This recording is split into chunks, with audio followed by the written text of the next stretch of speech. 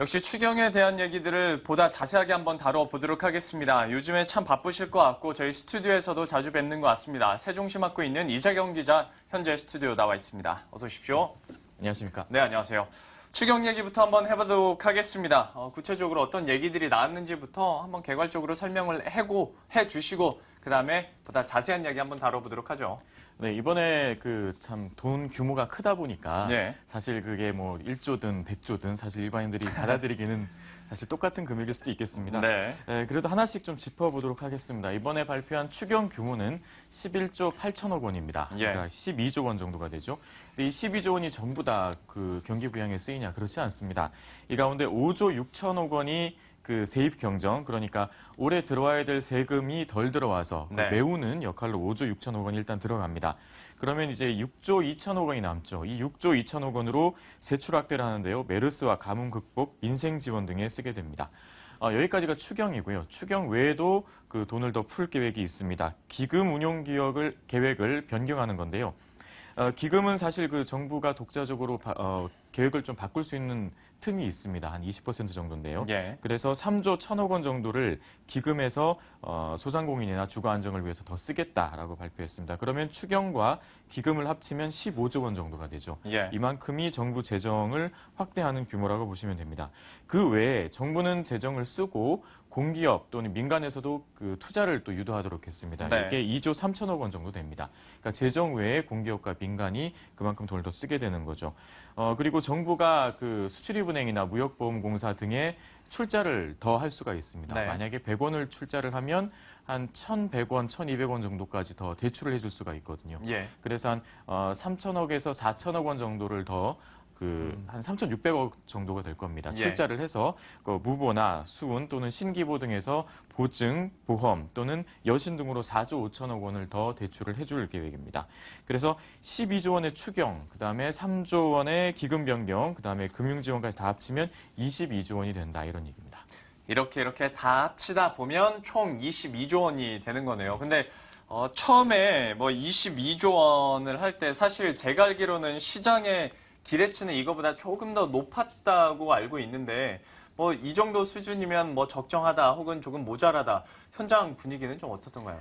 일단은 사실 추경 규모만 보면 사실 뭐 역사적으로 굉장히 높은 수준에 속합니다. 예. 10조 원이 넘는 경우가 그렇죠. 몇 번 없었으니까요.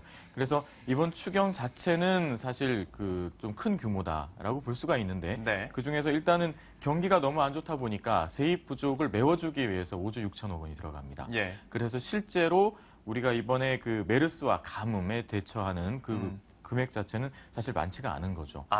네, 그래서 정부가 쓰게 되는 6조 2천억 원 중에서 일부가 또 메르스나 가뭄으로 들어가게 되는 거고 예. 나머지는 경기 부양을 위해서 쓰게 되는 겁니다. 역시 좀 어디에 쓰이느냐도 우리가 좀 나눠서 판단해야 될 부분인 것 같은데요. 역시 설명을 해주신 것처럼 이번 특히 추경 같은 경우에는 워낙 메르스 여파도 컸고 가뭄 때문에 고생하시는 분들도 많다 보니까 여기에 대해서 얼마나 구체적으로 또 많이 돈이 풀릴지도 좀 궁금했었는데요. 구체적으로 어떤 방안들이 나오고 있나요? 사실 이번 추경이 많은 분들이 기대했던 것은 메르스와 가뭄 맞춤형 추경이 돼야 된다라는 얘기들이었는데요. 예. 이번에 실제로 메르스와 가뭄에 대해서 직접적으로 피해 지원을 해주는 규모는 3조 3천억 원 정도입니다. 네. 일단 메르스 먼저 보면은요. 메르스가 이제 2조 5천억 원 정도고 그다음이 가뭄과 홍수 대응에 8천억 원이 됩니다. 예. 그래서 메르스를 대응하기 위해서 들어가는 분야도 굉장히 많습니다. 일단은 보호장구 많이 모자랐지 않습니까? 예. 그리고 의약품도 사야 되고 그다음에 환자나 격리자에 대해서 지원을 해야 됩니다. 예. 이게 한 1,000억 원 정도 들어가는 거고요. 음압 격리병상, 그다음에 피해를 본 병원이나 의원에 지원을 해주는 규모가 또 8천억 원이 됩니다. 그 외에 이번에 메르스가 이제 크게 확대되고 사태가 심각해지면서 피해를 본 업종들이 있지 않습니까? 관광, 중소기업, 수출업체 그렇죠. 이런 부분들이 힘든데요. 1조 6천억 원이 그쪽으로 지원이 됩니다. 예. 관광업계 같은 경우는 시설 운영 자금이 3천억 원이 들어가고요. 그다음에 소비 심리가 위축되면서 중소기업들은 경영상 애로를 겪게 되겠죠. 긴급 경영 안정 자금을 주는데 6천억 규모로 줍니다. 그다음에 영세 자영업자 같은 경우는 특히 경기 침체 여파를 직격탄을 맞은 사람들이죠. 예. 경영 안정 자금을 주는데요. 여기서는 기금 운용 계획을 변경해서 추경이 아니고 약 7,100억 원까지 기존 계획보다 2배로 영세 네. 자영업자들에게 주기로 했습니다. 가뭄, 장마도 지금 심각한 문제입니다. 지금까지는 가뭄으로 많은 분들이 고통을 받았는데요. 네. 앞으로는 또 장마도 걱정이 되죠. 하지만 가뭄, 장마 원인은 다르지만 그 대처 방법은 똑같습니다. 수자원을 잘 관리하는 거죠. 네네. 7천억 원을 쓰기로 했습니다. 일단은 저수지나 양수장 수리시설을 좀 확충을 해야 될 거고요. 그다음에 용수도 개발해야 되고 댐의 치수 능력 개발도 해야 되겠죠.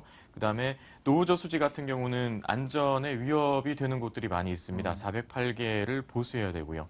붕괴 위험 지역도 있습니다. 174개를 정비하기로 했습니다. 여기까지가 7천억 원을 쓰게 되는 부분이고요. 문제는 그 농어민들 또 힘들어질 텐데요. 농산물 수급 대책도 있어야 될 거고, 그 다음에 로컬푸드 직매장을 개설해서 일반 소비자들이 농산물들을 쉽게 제때 잘 구입할 수 있도록 소비 촉진을 하도록 하는 부분에 한 1,000억 원 정도 계획을 하고 있습니다. 이전에 이재경 기자와 함께 이렇게 얘기를 추경에 대해서 나누었을 때보다 그래도 보다 조금은 구체적으로 사안들이 좀 나온 것 같은데요. 근데 앞서 또 말씀을 해주신 것처럼 이번에 뭐 메르스나 가뭄에 맞춤형 추경을 기대했었다. 그런데 3조 3천억 원이 배정이 됐단 말이죠. 사실 막 조 단위로 계속 나오니까 저도 감이 잘 없는 것 같습니다. 이게 충분한 건가요? 아니면 뭐 많은 건가요? 적은 건가요?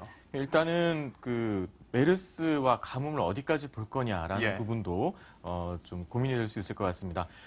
메르스 때문에 또는 가뭄 때문에 우리나라 전반적인 경제가 침체돼 버리는 상황이었고 예. 심리적 위축도 굉장히 많았죠. 그렇다 보니까 과연 그 범위를 어디까지 볼 거냐. 이게 그것도 좀 애매하네요. 애매한 상황이 되는 겁니다. 예. 그래서 직접적인 지원만 3조 3천억 원이 되는 거고 네. 그 외에 이제 서민의 생활 안정 자금이라든지 그 중소기업들의 보전이 되는 부분들도 이제 일부 있기 때문에 예. 전체적으로 심리 위축 그다음에 경기의 어떤 활성화를 위한 소비 진작을 위한 자금들은 더 있다고 볼 수가 있겠죠. 알겠습니다. 자, 그리고 이와 함께 이런 하반기 경제정책 운용 방향을 항상 얘기를 하다 보면 저희가 청년 실업 문제도 항상 다뤘었지 않습니까? 이번에 이 부분에 대해서는 구체적으로 나온 게 어떤 게 있을까요? 네, 사실 지난번에 제가 말씀드린 하반기 경제정책 운용 방향에서 나왔던 청년 실업 문제 해결책에 대한 대응 방안, 예. 그에 대해서 조금 더 구체화했다고 볼 수가 있겠습니다. 추경에서도 좀 자금 지원이 들어가는데요. 일단은 취업 성공 패키지, 청년 인턴제 등을 강화하기로 했습니다.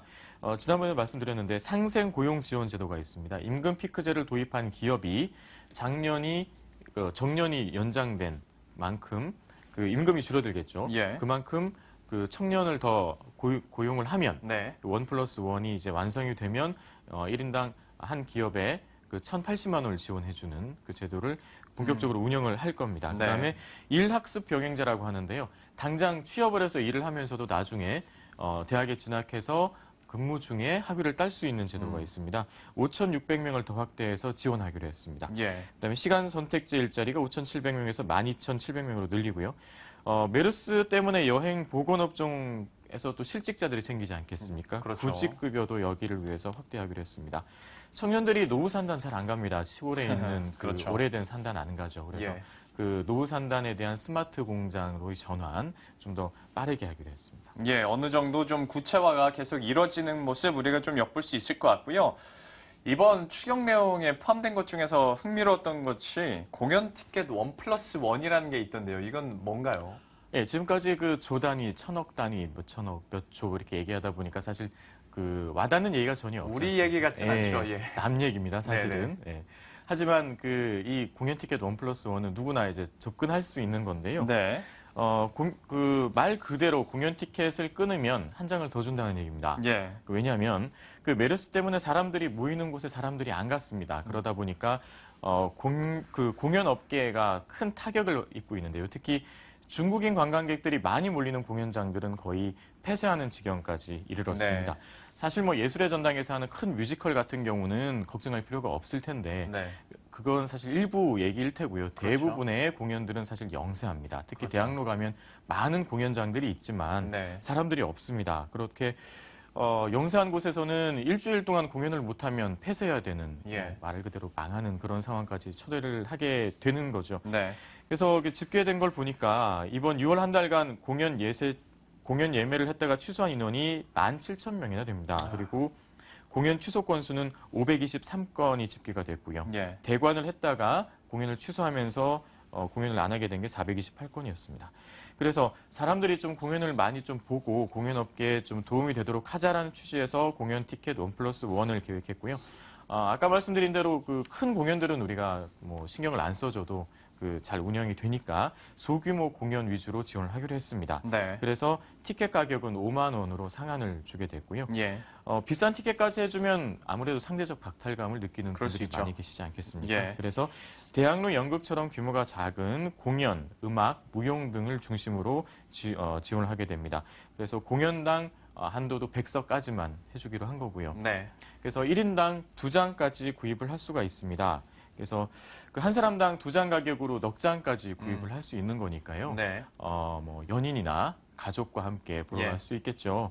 그 뭐 인터공원 뭐 이런 예, 예. 뭐 인터공원. 네. 예, 그런 그 전문 예매 그 사이트에서? 사이트가 있겠죠. 예. 구할 수 있다고 합니다. 다만 이번에 영화나 스포츠 경기 같은 건 좀 제외하기로 했습니다. 공연 위주로만 됩니다. 그동안 공연 못 보셨던 분들 이번에 연극이나 네. 무용, 음악 좀 감상하시는 것도 좋을 것 같습니다. 예, 좀 구체적으로 우리들 얘기도 한번 해봤습니다. 근데 좀 짧게 마지막 질문을 하나 더 드리고자 하는데요. 총 추경 11조 8천억 원 가운데서 그러니까 9조 6천억 원을 국채를 발행한다고. 그러니까 뭐 쉽게 말해서 80%는 빚 아니겠습니까? 이거는 또 어떻게 해결을 할지 좀 궁금해지네요. 빚입니다. 그 9조 6천억 원, 그 채권을 발행해서 국고채를 발행해서 그 재원을 마련해서 그 뭘 자금을 푼다는 푼다는 얘기인데요. 예. 다 빚이 되겠죠. 그렇게 되면 재정 건전성이 바로 악화가 될 수밖에 없습니다. 네. 그래서 집계를 해보니까 그 우리나라의 관리 재정 수지가 작년에 25조 5천억 원이 적자였습니다. 네. 근데 올해는 2배까지는 안 되지만 2배 육박하는 46조 8천억 원까지 적자가 확대될 전망입니다. 국가 채무도 늘어나겠죠. 작년에 530조 원 수준이었는데 올해는 580조 원까지 늘어납니다. 예. GDP 대비 국가 채무 비중을 보면 작년 35.7%에서 올해 37.5%로 1.8%포인트 올라갑니다. 이렇게 국가 재정이 그 건전성이 악화되고 그 채무가 늘어나고 빚이 늘어나는 건 어쩔 수 없는 상황인 것 같습니다. 예. 그래서 정부는 사업을 좀 재검토하고 총량 관리도 하고 재정준칙 제도화를 통해서 지출을 구조조정하고 비과세 감면도 정비해서 나가는 것도 좀 잘 관리를 하고 예. 그래서 세입기관 확충도 더 늘리고 경기가 좋아지면 또 세입도 더 좋아지지 않겠냐는 긍정적인 전망도 있고요. 하지만 그 더 중요한 것은 지금처럼 이미 많이 악화가 돼 있는데 더 악화되지 않도록 정부가 얼마나 잘 관리하느냐. 네. 그게 앞으로의 남은 가장 큰 과제라고 생각합니다. 예. 역시 지금 당장 좀 경기가 어렵고 내수가 부진하다 보니까 이것을 메우기 위해서 추경이 계속 나오고 있는 상황인데요. 사실 좀 아이러니한 것은 추경이 나오면서 또 나라의 빚이 또 그만큼 많아지고 또 그만큼 우리가 해결해야 될 그리고 정부가 해결해야 될 숙제도 늘어나고 있다는 겁니다. 과연 이것이 또 어떻게 해결될지는 계속해서 저희들도 한번 지켜보면서 여러분들에게 알려드리도록 하겠습니다. 지금까지 이제 세종시 맡고 있는 이재경 기자와 함께 전체적으로 추경에 대해서 한번 얘기를 나눠봤고요.